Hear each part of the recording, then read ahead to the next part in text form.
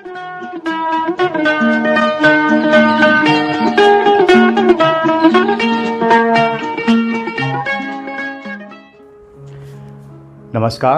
आदाब दोस्तों, आपके साथ मैं हूं फराज और चैनल आप जानते हैं फिल्मी फराज।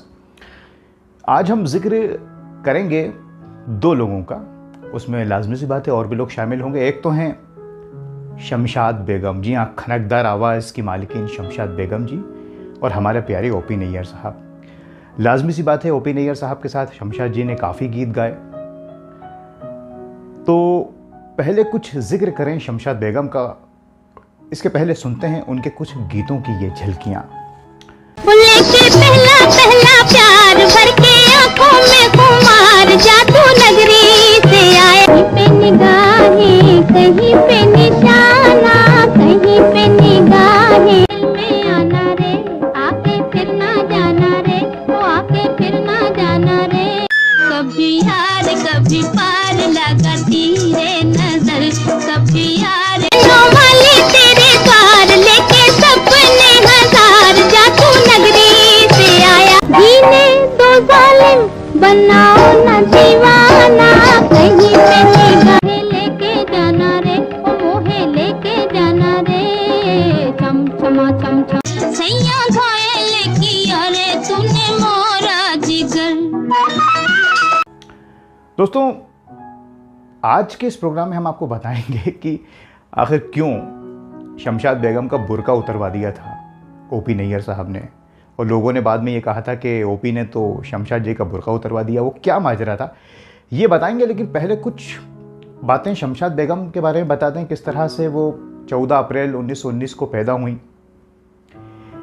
कहीं लाहौर आता है, कहीं अमृतसर आता है, और 5 उनके भाई, 4 बहनें उनको मिला के। वालिद मियाँ हुसैन बख्श बड़े सख्त संगीत के ख़िलाफ़, और शमशाद जी अपना क्या कर सकती थी, लेकिन किस्मत में तो था गायिका बनना, इस फ़न के ज़रिए उनका नाम होना था। तो चाचा की इनकी बड़ी दिलचस्पी थी गीत संगीत में, तो 12 साल की उम्र में वो इन्हें लाहौर ले गए।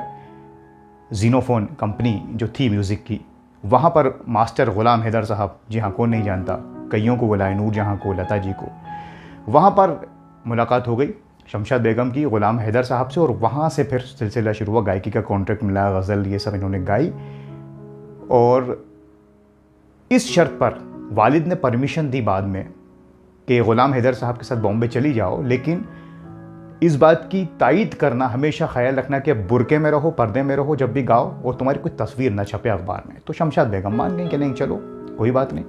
खैर साहब, इस तरह से फिर वो बाद में बॉम्बे आई। उसके पहले ये भी आता है कि 1940 में यमला जट फिल्म में पहली बार उन्होंने गीत गाया था। कई बातें हैं। बॉम्बे आ गई, फिर कैसा करियर रहा ये हम जानते हैं। इन्हीं के शहर में इन्हें मोहब्बत हो गई थी गणपत लाल भट्टो जी से, जो इनके नेबर थे, लॉ स्टूडेंट थे, और अलग अलग मज़हब था। लेकिन 1934 में घर वालों के ख़िलाफ़ शमशाद बेगम ने भट्टो जी से शादी कर ली। बड़ा विरोध हुआ, लेकिन शादी हो गई। फिर बाद में इनकी एक बेटी हुई उषा जी, और उन्हीं के साथ फिर शमशाद जी आखिरी दम तक रहीं, 2013 तक, जब तक इस दुनिया में रहीं। और उनके हस्बैंड की डेथ हो गई थी 1955 में एक्सीडेंट में। यही वो एक वजह रही जिसकी वजह से भी शमशाद बेगम ने फिर बाद में फिल्मों में कम गीत गाए। हालांकि ये आता है कि उनको बाद में गीत नहीं मिले, सारी चीज़ें, ओपी नैयर ने फिर मौका नहीं दिया, बाद में नौशाद साहब भी कम फिल्में कर रहे थे। लेकिन एक ये वजह भी रही कि उनके हस्बैंड नहीं रहते 1955 में, तो उनका दिल थोड़ा सा उचाट हो गया था गीतों से, करियर से, क्योंकि उनके लिए फैमिली बहुत पहले थी, बहुत बोल्ड लेडी थी, बहुत ज़्यादा उस ज़माने में। दूसरे मज़हब में शादी की, जबकि मैंने आपको बताया कि बुर्का पहनने की हिदायत थी उनको।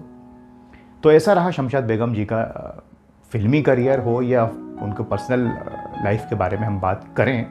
गीत उनके दोस्तों एक से बढ़कर है, खनकदार आवाज़, एक अलग ही आवाज़, वो जो खाली हीरोइन के लिए नहीं थी। जब लता जी आ गई बरसात से, महल से, तो फिर शमशाद जी उस मुकाम पे नहीं रहीं, क्योंकि फिर वो एक ट्रेंड चल गया हीरोइन के लिए। शमशाद जी की जो आवाज़ें हैं वो आप देखेंगे तो अलग अलग लोगों पर पिक्चराइज हैं, चाहे मुग़ल आज़म के गीत हों, आर पार हो, CID हो, बहुत बाद में किस्मत हो, अक्लमंद फिल्म हो। नौशाद साहब ने यूज़ किया, औरों ने भी यूज़ किया, लेकिन ओपी नैयर ने शमशाद जी को एक अलग ही पहचान दे दी। एक खनकदार आवाज़ जो थी उसका बखूबी उनकी आवाज़ का इस्तेमाल किया। यही वजह है कि बाद में उन गीतों का रिमिक्स भी हुआ शमशाद जी की जो आवाज़ में हैं। अच्छा, आपको एक और चीज़ बताएं, जो हम बात तो बताएंगे कि बुर्का कैसे उतरवा दिया ओपी नैयर साहब ने शमशाद बेगम का। इसके पहले कि शमशाद जी की मौत की खबर उड़ गई थी 1998 में कि शमशाद बेगम नहीं रहीं, तो लोगों को बड़ा अफसोस हुआ, लोगों ने मान लिया और उनके घर वालों ने भी इसकी पुष्टि नहीं की कि ये गलत है। लेकिन बाद में फिर ये पता चला, जो कंपनीज रॉयल्टी देती हैं, कि वो अभी ज़िंदा हैं और वो जिन मोहतरमा की डेथ हुई थी, इंतकाल हुआ, तो वो असल में सायरा बानो की नानी थी। शमशाद बेगम उनका भी नाम था। नसीम बानो जो सायरा बानो की माँ थी, उनकी माँ सायरा बानो की नानी, तो वो नहीं रही थी 1998 में, और वो भी गाने वगैरह गाती थी, फिल्मों में नहीं लेकिन गाती थी। तो एक कन्फ्यूज़न हो गया था। लेकिन बाद में फिर शमशाद जी तो 2013 में 23 अप्रैल 2013 में इस दुनिया से गई, अच्छी ज़िंदगी जी के गई, और मुंबई के हीरानंदानी में वो रहती थी अपनी बेटी के साथ, और वहीं पर बैठा करती थी शाम में पार्क में।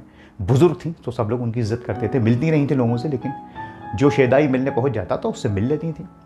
अब ओपी नैयर और शमशाद बेगम का हम आपको बताएं कि ओपी नैयर भी लाहौर के दिनों से जानते थे शमशाद बेगम को, और ये जूनियर आर्टिस्ट थे उन दिनों रेडियो में, ऑल इंडिया रेडियो में, और शमशाद बेगम सीनियर थी। तो ये साइकिल से जाया करते थे लाहौर और फिर स्टूडियो में ऑल इंडिया रेडियो के ऑफिस में। तो शमशाद बेगम और सीनियर्स के लिए कभी आइसक्रीम ला रहे हैं, कभी कुछ ला रहे हैं, ये ओपी नैयर करते थे, जो उन्होंने बताया किताब में भी। बाद में फिर ये बॉम्बे में मिले और पहचान पहले की थी, तो ये आपा कहते थे शमशाद बेगम को, आपा। ये गा रही थी उनके लिए गीत, अच्छा गा रही थी और बुरके में गाती थी, मैंने आपको बताया, पर्दे में। एक दिन ओपी नैयर ने शमशाद बेगम से कहा कि आपा, अगर आप ये बुरका उतार दें ना तो आपकी आवाज़ और खुलकर बाहर आएगी। खरकदार आवाज़ है, लेकिन मुझे ऐसा लगता है घुट जाती है बुरके में। तो शमशाद बेगम ने कहा, देखो मियाँ, ये बुरका नहीं उतारूंगी मैं। मेरे वालिद ने कहा है, भाई क्या मुझे मरवाओगे, क्या जूते खिलवाओगे, बाहर निकलवाओगे? तो ओपी नैयर ने कहा, देखिए ऐसा है, अपन रिकॉर्ड करके देखते हैं, एक बार बुरके में एक बार बिना बुरके के, आप खुद फैसला करना। ये बात शमशाद बेगम मान गई, क्योंकि कदरदान तो थी वो। गाना रिकॉर्ड हुआ और बाद में उन्होंने सुना, कई बार सुना बुरके वाला गाना जो रिकॉर्डिंग हुई थी बिना बुरके के, और आखिर में उन्होंने खुद कहा कि यार ये गाना ज़्यादा खुल के सामने आ रहा है। तो नैयर ने कहा कि देखिए, बिना बुरके के आपने गाया तो खुल के आ रहा है। अब शमशाद बेगम को ये बात माननी पड़ी, उन्होंने कहा नहीं, अब मैं बुरके में नहीं गाऊंगी। हालांकि उस वक्त जो रिकॉर्डिंग होती थी वो लाइव होती थी, काफ़ी साजिंदे हुआ करते थे, सब मेल होते थे ज़्यादातर, तो इसलिए वो बुरका नहीं उतारती थी।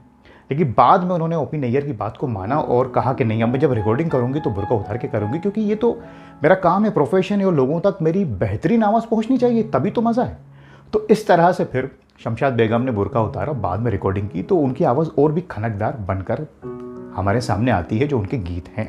तो लोगों ने बाद में मजाक भी किया कि ओपी ने शमशाद बेगम को बुरका उतरवा दिया। तो असल में दोस्तों बात ये थी, दुनिया है मेरे पीछे लेकिन मैं तेरे पीछे, अपनी महफिल में किस्मत आजमा कर हम भी दे। ओ गाड़ी वाले गाड़ी धीरे हाँक रे, गाड़ी वाले पिया गए रंगून, किया है वहाँ से टेलीफोन, तुम्हारा बना ले मेरी जान, हाय रे मैं तेरे कुर्बान, घड़ी भर को तेरे नजदीक आकर हम भी देखेंगे, दिया उड़ा जाए लड़े आँख रे होए, दिया उड़ा, हमारी याद सताती है, दिया में आग लगाती है। लेकिन बाद में उनका हस्बैंड भी नहीं रहे 55 में, 1955 में। और फिर ओपी नैयर ने छम छमा छम में पहली बार आवाज़ ली थी शमशाद बेगम जी की। उसके बाद फिर आशा भोसले जब आई ओपी की ज़िंदगी में और मोहब्बतों का सिलसिला शुरू हुआ, नया दौर, और फिर हावड़ा ब्रिज। उसके बाद ओपी नैयर ने रुख फेर लिया अपना गीता दत्त और शमशाद बेगम से, रुख फेर लिया। इतनी वो मोहब्बत में दीवाने हुए थे आशा भोसले जी की कि हावड़ा ब्रिज में जब गीता दत्त का एक गीत था चिन चिन चू, तो बाद में वो भी काफ़ी मकबूल हो गया। तो ये कहा जाता है कि आशा जी ने बाद में ये कहा कि अब एक भी गीत किसी का नहीं होना चाहिए। तो टोटल ओपी नैयर खुद बताते हैं और अफसोस करते हैं इस बात पे कि उन्होंने इन दोनों से किनारा कर लिया। खास करके गीता दत्त को तो फिर कभी मौका ही नहीं दिया, उन्होंने फ़ोन भी किया तो भी इन्होंने मौका नहीं दिया। और शमशाद बेगम को ज़रूर किस्मत में और अक्लमंद में यूज़ किया। यहाँ तक कि एक बार शमशाद बेगम ने मदद भी की थी ओपी नैयर की, जब कोई इनसे गाने नहीं गवा रहा था, एसोसिएशन ने फैसला लिया था म्यूज़िक की, तो शमशाद बेगम ने इनके लिए गीत गाए थे। ये बताते हैं ओपी नैयर, रोते हैं कि मैं ना गीता दत्त की मदद कर सका उनके बुरे दौर में, ना शमशाद बेगम की, जिन्होंने मेरी बड़ी मदद की थी। गीता दत्त ने उन्हें फिल्म दिलवाई थी गुरुदत्त से कहकर, शमशाद बेगम ने, मैंने आपको बताया किस तरह से उनकी मदद की थी। बाद में इंटरव्यूज़ में जब आशा जी ने छोड़ दिया ओपी नैयर को, तो बहुत रोते थे कि मैं इन दोनों के लिए कुछ भी न कर सका, और इन दोनों ने मेरे लिए सब कुछ किया। बहरहाल ये हम जानते हैं ओपी नैयर साहब के बारे में बात, रवि साहब से भी उनकी लड़ाई हो गई थी, लेकिन बाद में पैचअप हो गया था, ऐसा होता रहता है। लेकिन आज हमने जिक्र किया ओपी नैयर साहब का और शमशाद बेगम का कि किस तरह से वो बुरके में गाती थीं, फिर बिना बुरके के गाने लगी। कुछ बातें आपको और बताती इन लोगों के बारे में, क्योंकि बातें चलती हैं तो फिर दूर तक निकल जाती हैं दोस्तों।